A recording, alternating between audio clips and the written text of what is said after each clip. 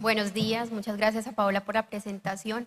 Quiero agradecer también al Instituto de Coloproctología por brindarnos estos espacios de aprendizaje y a todos ustedes por estar aquí y apoyarnos en este primer simposio que esperamos que sea el primero de muchos.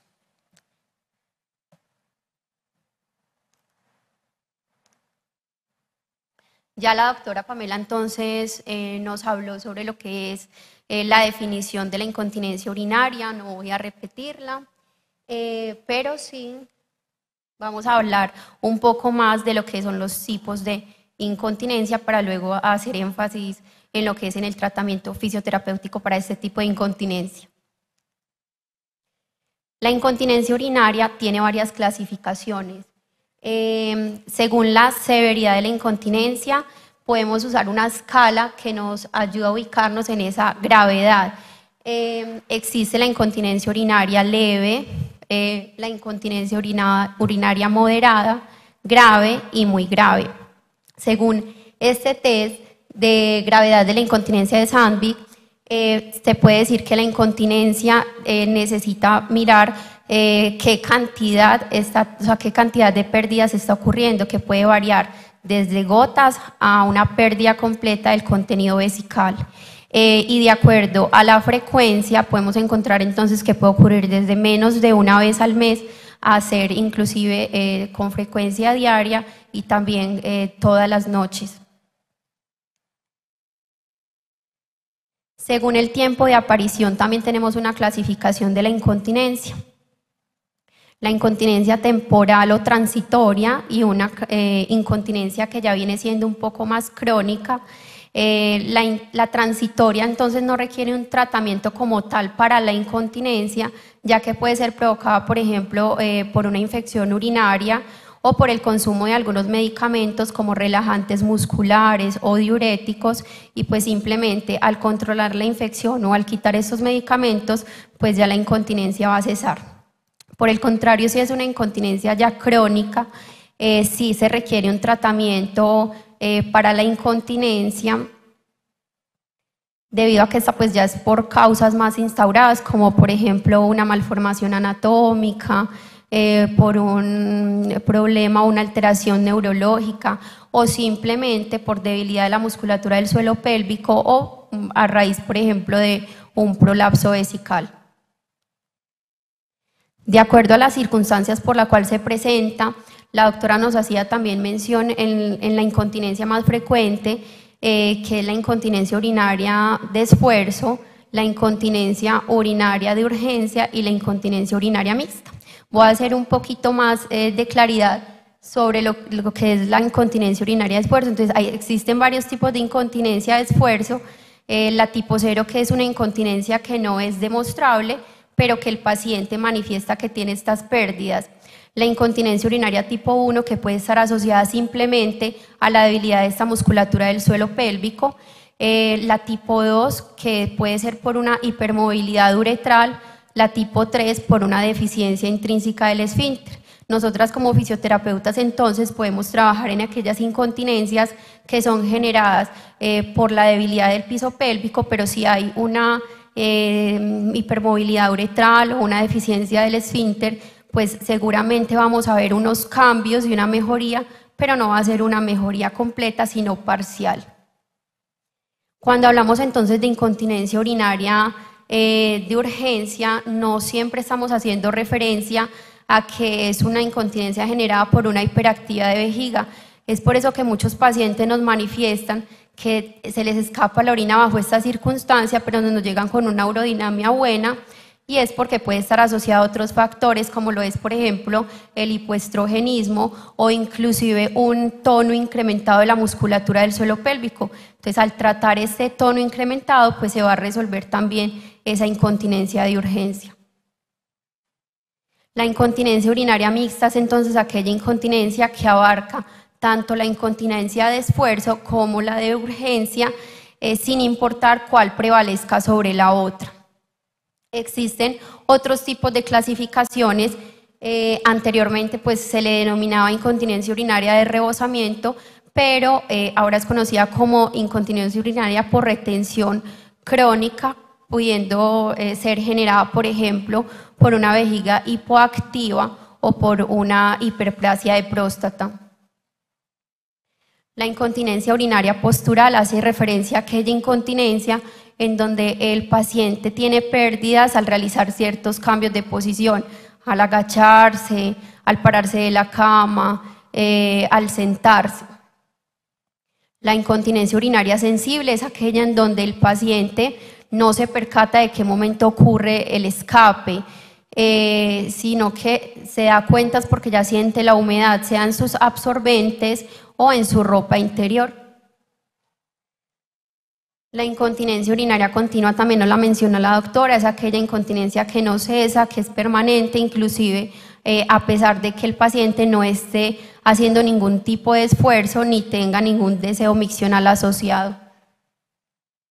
La incontinencia urinaria coital es esa incontinencia en la que el paciente, pues la mujer, podría ser mujer, en que tiene pérdidas durante la relación sexual y puede diferenciarse del squirt, ya que es una incontinencia que está asociada a pérdidas en cualquier otro momento. El squirt pues ocurre solo durante la relación sexual y está científicamente demostrado que no es orina, sino que es un contenido vesical diferente.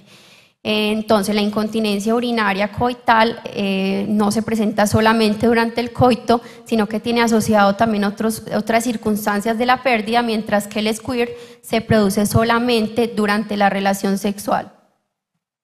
La enuresis, que es denominada enuresis y no enuresis nocturna, es la pérdida de orina no durante la noche, sino durante el sueño. La incontinencia urinaria funcional, también mencionada por la doctora Pamela, que es aquella incontinencia en donde el paciente tiene una limitación para desplazarse al baño, por ejemplo, cuando están en silla de ruedas, cuando usan alguna ayuda externa para la marcha y no alcanza a llegar a tiempo. O aquel paciente que sufre de artritis reumatoide y sus manitos no le dan para bajarse el pantalón a tiempo, para desabrocharlo. Entonces esta es la incontinencia por limitaciones funcionales. El goteo posmiccional, digamos que no es una incontinencia, pero muchos pacientes suelen llamarlo incontinencia y está asociado no solamente a una obstrucción, a una vejiga hiperactiva, sino que desde la parte de la fisioterapia vemos que también está asociado a la disfunción de la musculatura del piso pélvico, en especial este musculito que puse ahí, el músculo bulbo esponjoso, que hace parte de la musculatura superficial y que cuando se debilita no nos ayuda en ese vaciamiento completo de la uretra y por eso queda el goteo posmiccional. Epidemiológicamente, pues tenemos que la incontinencia urinaria afecta la calidad de vida, no en igual medida, pero sí es la tercera enfermedad crónica después de las enfermedades cardiovasculares y de las enfermedades mentales. Teniendo en cuenta que esta incontinencia, digamos que no es diagnosticada en todos los casos, o sea, es infradiagnosticada, infraevaluada y tratada, no hay cifras exactas sobre la prevalencia de la incontinencia en el país, pero se conoce que aproximadamente el 50% de las mujeres en algún momento de nuestra vida tendemos a tener algún tipo de incontinencia de orina. Además, ya como también lo decía la doctora Pamela, afecta más a mujeres que a hombres, pero en la población menor de 50 años hay una relación 6:1, pero esta relación digamos que no es tan notoria en una población mayor de 60 años, donde empieza a verse que el hombre también empieza a experimentar en mayor medida una incontinencia urinaria, ya estableciéndose una relación 3:1 con respecto a la mujer. Los pacientes nuevamente institucionalizados tienden a tener mayor prevalencia de la incontinencia, ya por todos esos factores psicosociales que se mencionaron. Ahora sí, para hablar del tratamiento fisioterapéutico en estos tipos de incontinencia, es importante que comprendamos que nosotros como fisioterapeutas no manejamos un síntoma, nosotros manejamos la disfunción como tal que está presentando el paciente. Entonces, nosotros cuando los médicos nos remiten el paciente con incontinencia, pues nosotros necesitamos hacerle una evaluación fisioterapéutica. Nosotros no nos llegamos y le decimos, señora Marta, vaya, acuéstese en la camilla, voy a ponerle esta corriente porque usted tiene incontinencia urinaria.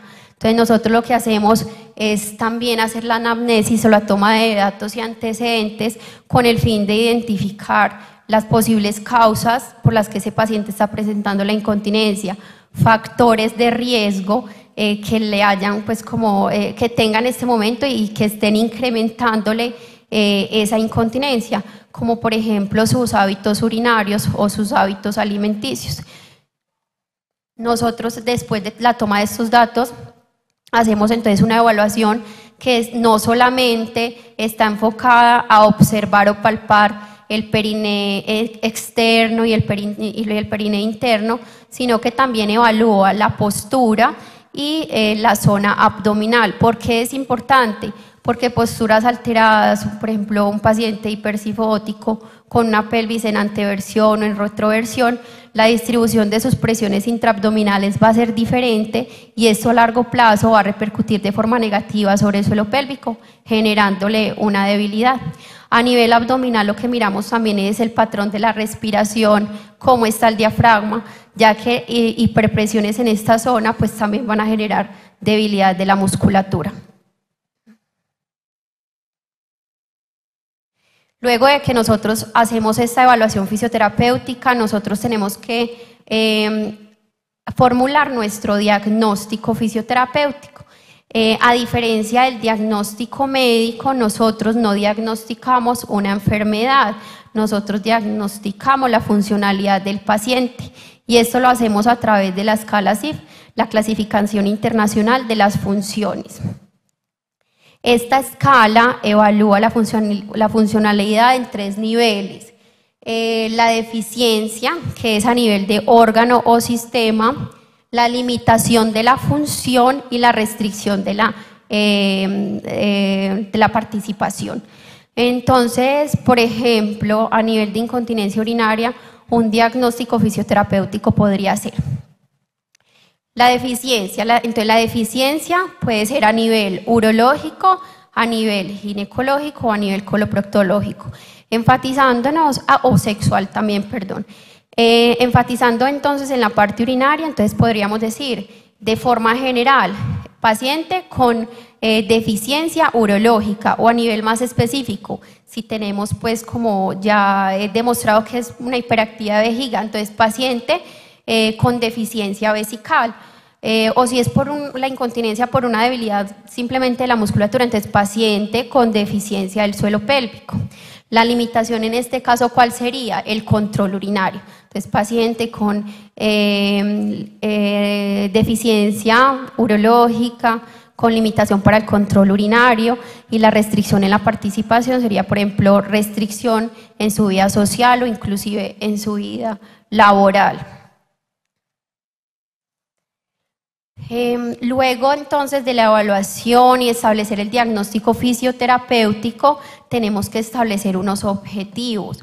Aquí es importante que siempre los objetivos no los hagamos nosotros solos, sino con ayuda del paciente, porque entonces si esto no se determina de esa forma, es un paciente que va a terminar el manejo terapéutico y tenía otras expectativas iniciales y no cumplió con sus expectativas, y es aquel paciente que sale terminando su tratamiento diciendo que la terapia no le funcionó y no le sirvió.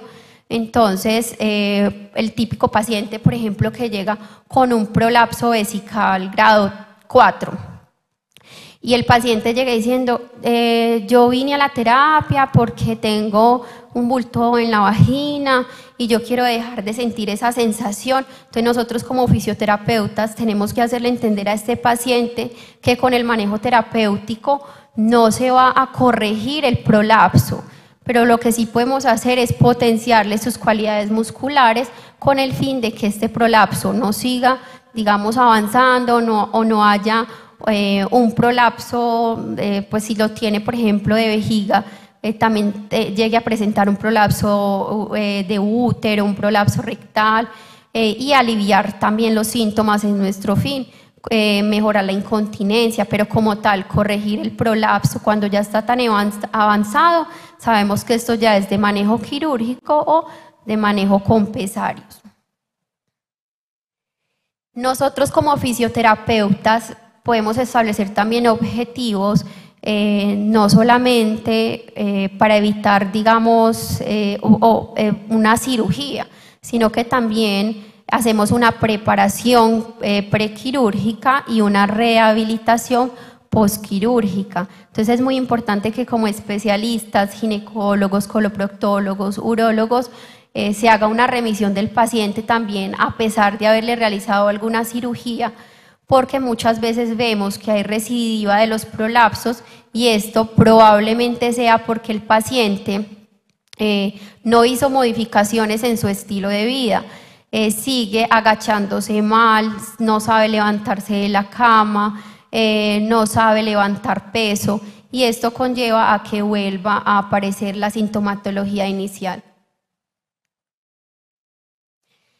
Después de establecer todo esto que les acabo de mencionar, entonces ya debemos elegir la técnica fisioterapéutica acorde a las necesidades del paciente.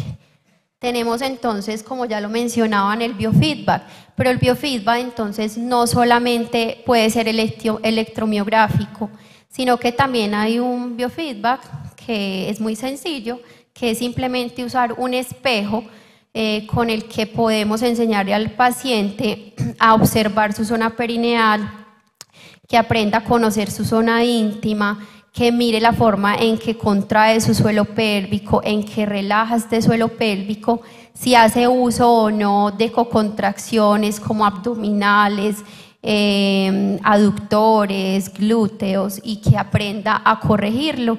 De hecho, para ellos, como complemento del plan casero, es importante, así hagamos uso del biofeedback electromiográfico, que es más sofisticado, enseñarle esta técnica con el espejito para que él en casa, pues si tiene oportunidad, saque el tiempo de hacerlo visualizándose en un espejo y pueda orientarse si se está haciendo bien o no esos ejercicios de fortalecimiento o por el contrario de relajación. Tenemos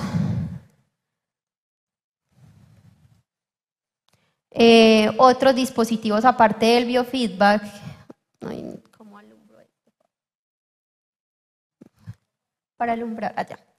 Bueno, las pesas vaginales, que no es lo mismo que las bolas chinas.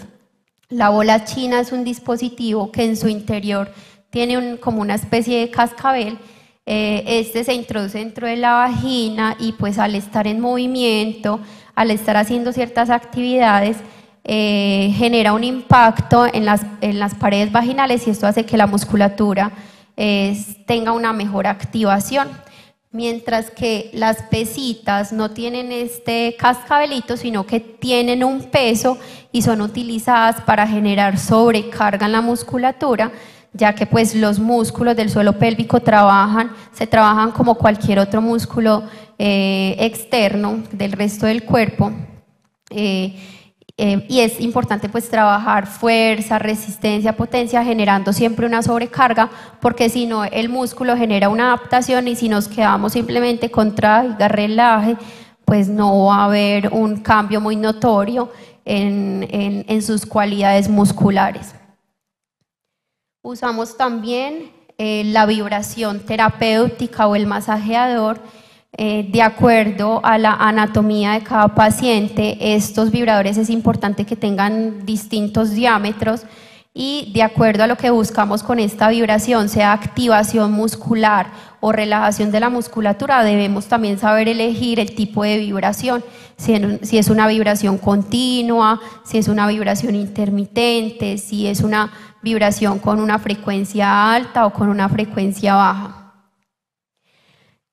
La electroestimulación, ya también lo mencionó Constanza, Esta electroestimulación puede ser utilizada a nivel intracavitario o a nivel externo, pero entonces, como ya mencionaban antes, se usa básicamente para pacientes que tienen un pobre reclutamiento de esa musculatura pélvica. Podemos usar corrientes para activación de fibras tónicas, de fibras fásicas, pero básicamente como es una terapia algo pasiva, entonces en aquellos pacientes que tienen una fuerza de 3 o superior a 3, pues no es necesario hacer uso de la electroestimulación. La neuromodulación del tibial, que ya la mencionaron atrás. Estos dispositivos, el balón de pilates, el aro de pilates, las mancuernas, las bandas elásticas, nosotros los usamos mucho también en el manejo terapéutico para hacer ya un entrenamiento más funcional. Aquí pues no es solamente poner al paciente a que levante mancuernas, a que haga movimientos pélvicos, a que trabaje con las bandas elásticas, sino que también sería bueno complementar con el biofeedback. Entonces ponemos el biofeedback al paciente, luego lo paramos y les ponemos a hacer una serie de ejercicios donde activen musculatura del transverso abdominal, glúteos, aductores, rotadores de cadera, pero siempre enfocado a la contracción de la musculatura del suelo pélvico. No es fisioterapia o tratamiento de suelo pélvico el famoso ejercicio del puente, el apretar una pelota para entrenamiento de aductores, tampoco lo es el yoga ni el pilates. Entonces, como médicos, en muchas ocasiones, mientras el paciente toma el tratamiento fisioterapéutico, se le dan algunas instrucciones, como este tipo de ejercicios, que no está mal que lo hagan, pero no van a realizar un ejercicio como tal del piso pélvico. Se debe hacer un entrenamiento específico de esta musculatura para lograr cambios en ellos. Si se envía a un paciente a que haga entrenamiento de pilates o entrenamiento de yoga, seguramente la incontinencia o la disfunción pélvica que tengan no se va a corregir. También es importante que como médicos pues no se acostumbre a decirle al paciente, listo, que mientras va a terapia vaya haciendo los ejercicios de piso pélvico, que contraiga 10 veces, que sostenga 10 segundos, que lo haga las veces en el día que más se acuerde, porque para esto nosotros hacemos una evaluación fisioterapéutica y esos ejercicios deben ser dosificados de acuerdo a esas cualidades musculares del paciente. Entonces hay personas que no logran hacer ningún tipo de contracción de su suelo pélvico, sino que por el contrario realizan una inversión a la orden perineal o les da capacidad para realizar una contracción muy corta, digamos de 1 o 2 segundos. Entonces ponerle a hacer un entrenamiento de 10 segundos no va a tener ningún sentido, y por el contrario podemos generar más perjuicio en el paciente, sobre todo si es aquel paciente también que presenta un dolor pélvico asociado, una actividad, un tono incrementado de esta musculatura pélvica. No podemos recomendar ejercicios de fortalecimiento cuando lo que necesita realmente es relajar su musculatura y ayudar a modular ese tono.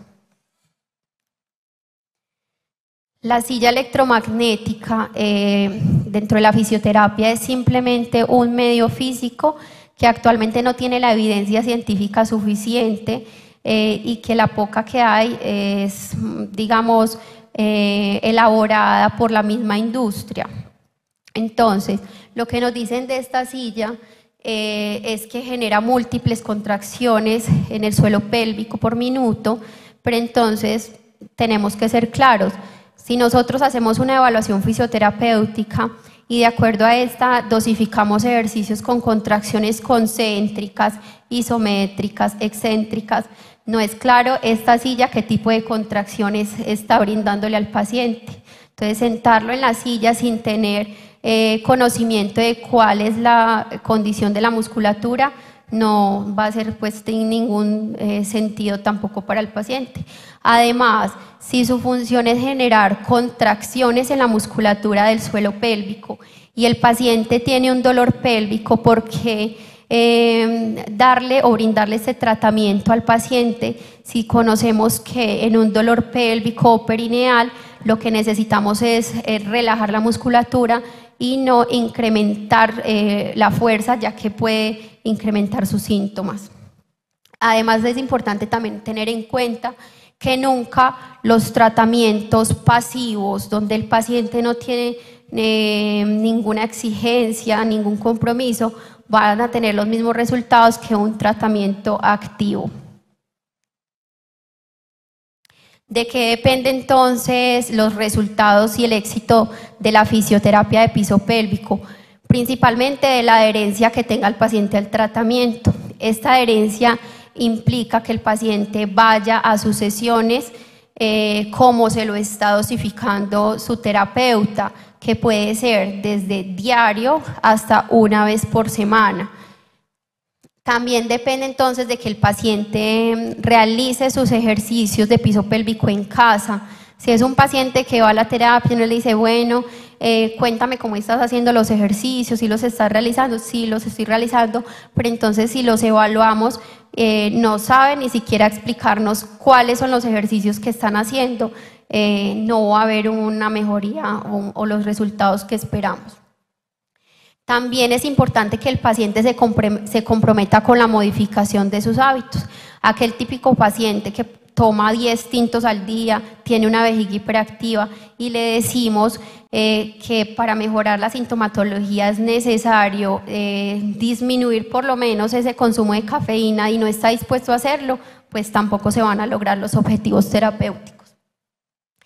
Es importante también mirar la indemnidad de los sistemas del paciente. Entonces, el paciente que tiene una lesión de nervio pudendo o una ruptura de esfínteres, no hay una indemnidad anatómica o neurológica, el manejo terapéutico va a servir, pero no de forma completa, o sea, es una mejoría parcial.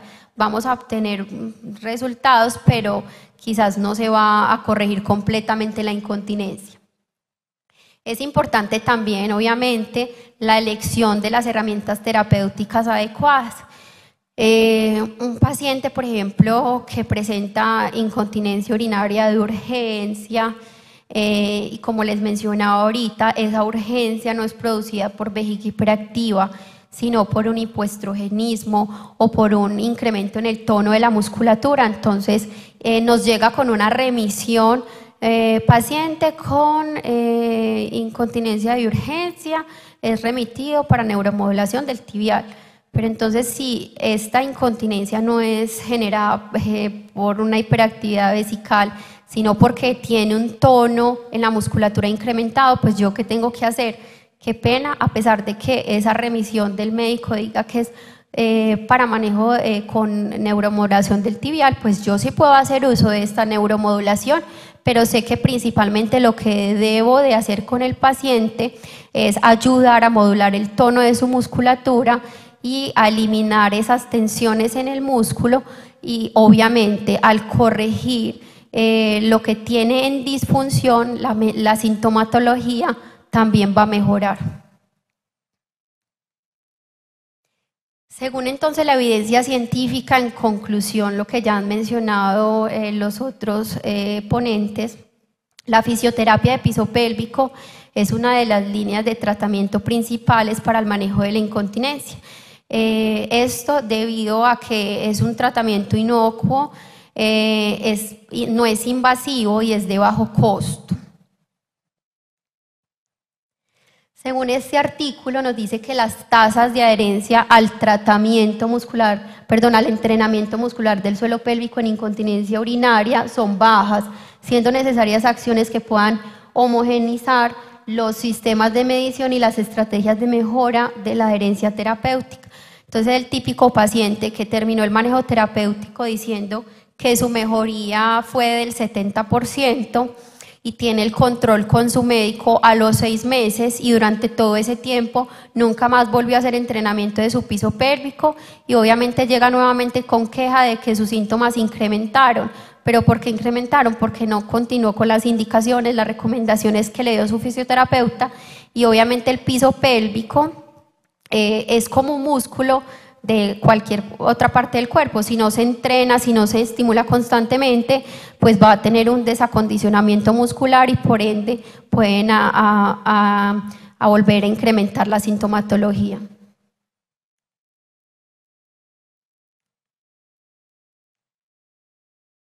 La incontinencia urinaria entonces no solamente afecta el cuerpo, también afecta la mente y con ello también afecta la calidad de vida. Nosotros como fisioterapeutas del suelo pélvico trabajamos esta disfunción y devolvemos al paciente entonces esa seguridad y esa confianza de volver a vivir plenamente. Muchas gracias.